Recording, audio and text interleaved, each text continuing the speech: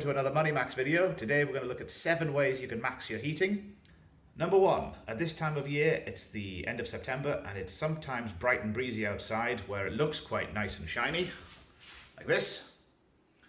But indeed it is not warm outside anymore. It's no longer summer, and so the temptation can be to reach for the heating dial. What we need to do is resist that temptation for as long as we can, and we can stave off being cold by wearing jumpers or using blankets for bedtime or when you're just relaxing in the lounge in the evening.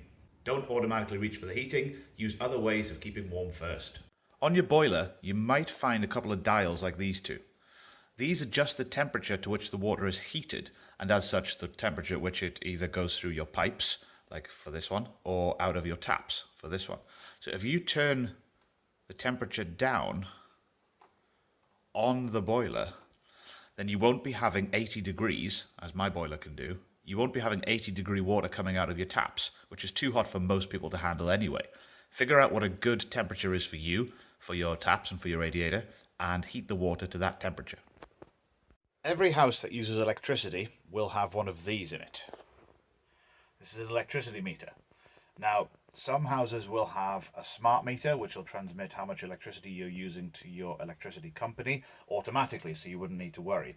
If you don't have one of those, then it's a good idea to submit meter readings of your gas and electric usage every month, so that your direct debits can be adjusted accordingly, and either you don't end up paying too much and paying more than you need to and running up a huge surplus, or indeed so that you don't use more than you're paying for and end up with a huge bill.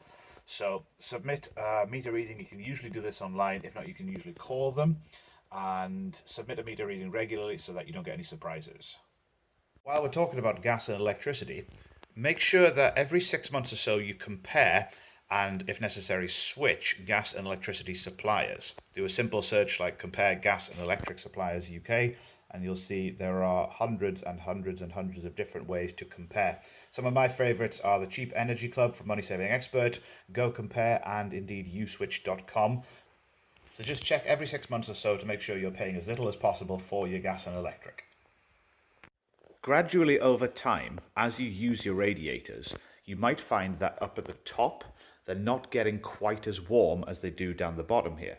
And this is because gas can build up inside the radiator, which prevents the hot water from rising all the way to the top of it, which means that you're paying for the same amount of heating, but you're not getting the same heating effect.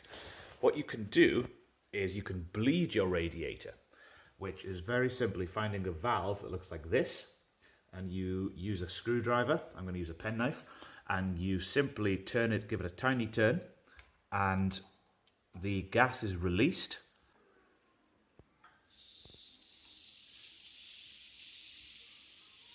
See the gas, feel the gas being released.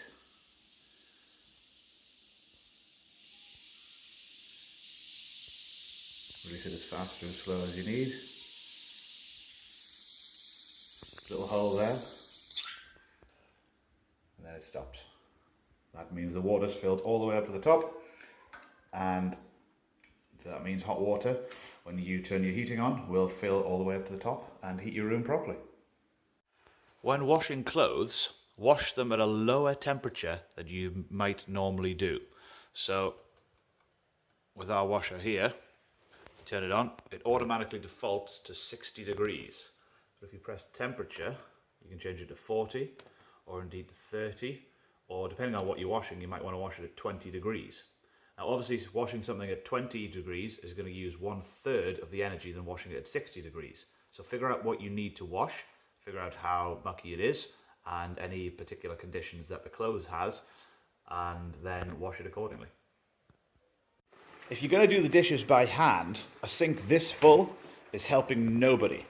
You're using way more water than is necessary, and just more to the point, you can't actually get anything in without water going over the overflow. So you're using way more water. Much better to do this. Run a shallow sink full of water, maybe the depth of one of these sponges, these scrubbers, so that there's enough room so that you can put a pan in. You put it on its side, and you can just use some elbow grease to clean the pan like that. There's no sense using water you don't need to, especially when halfway through the water is going to be getting lukewarm and it's going to be getting dirty as well. If you need to run multiple sinks, may well be a better idea to run multiple sinks that are much shallower, and then use a good old bit of elbow grease just to get these pans clean. So there we go, 7 ways to max your heating and stay warm at this time of year. See you next time.